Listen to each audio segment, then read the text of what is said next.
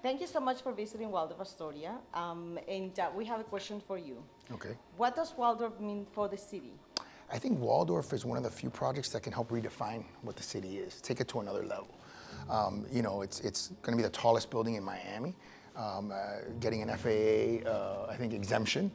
And the style, the fact that it imports some of the best of New York, which we've been importing, in terms of its people, in terms of its building, and the quality of craftsmanship when I go through the apartments and the units, it's pushing the envelope to make Miami unique, better, and that's what we all try to do. I mean, we all try to do every single day is try to put our best foot forward for our city and make sure that our projects and the projects that we get involved in are projects that make us all look good, and it's incredible what this project has done for the city.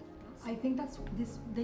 Somebody told me that you had said that this one's one for the city. Is that right? It is one for the city, and I think when you see this project be built and finalized, not only is it going to be iconic, it's going to be part of the image of what the city is, right? When you see in national championship games and Super Bowls, you're going to see this project is going to stand out. And I think it's going to redefine our skyline, which is the third largest skyline in America. Maybe we'll get to number 2 soon. How do you see downtown in the next 5 years?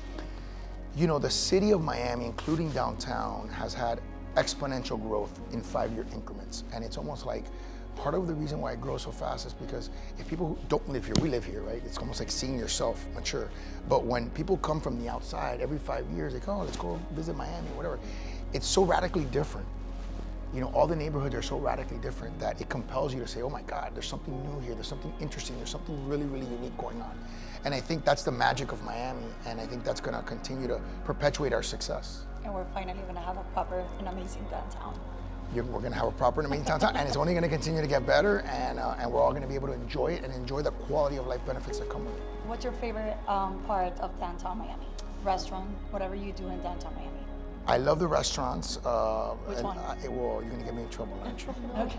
I have to. If I don't say Dave Grutman's restaurants, I get in trouble. If I don't say Noah Kauf, I get in trouble. It's fine. Just like you guys. I can't pick realty companies, right? So no, I love all the restaurants in downtown. I love the variety of restaurants, right? Like there's so much more variety. The quality, the standard is so much higher than it's been. So I think that is something that I hear that from people that come here, right? They're like, no, before, we didn't know if you were up to snuff in terms of worldwide, Paris and New York, and I think we're not only there, but we're potentially exceeding those cities. Absolutely. And I think the name change of the arena was something very important that you did, and you were in the eyes of absolutely everybody in the city when it was the cryptocurrency. Yeah, Sam Bankman-Fried, who created FTX, told me that he had about 10 different opportunities and decided to come to Miami because we were differentiating ourselves as the crypto capital of the world. Not only is it a $200 million initiative, and not only is the county using that to combat gun violence in our community, which there isn't much of, thankfully, now, and hopefully it'll continue to be less and less every year. We've hit historic lows in the city of homicides since like the 1950s. But even one is too many, of course. And of course, we're always going to be trying to make sure that our city is the safest big city in America. So it has had a branding benefit, a financial benefit, and a social benefit, which I think is something that people often, it doesn't, technology doesn't get enough credit, right? It's always talked about, they miss that. Right. So one thing is that we are accepting cryptocurrency. You know why? Don't tell me. It's a blockchain.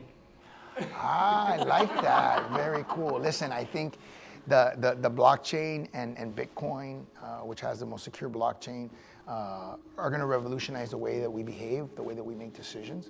And so I think life imitates art sometimes. Yes.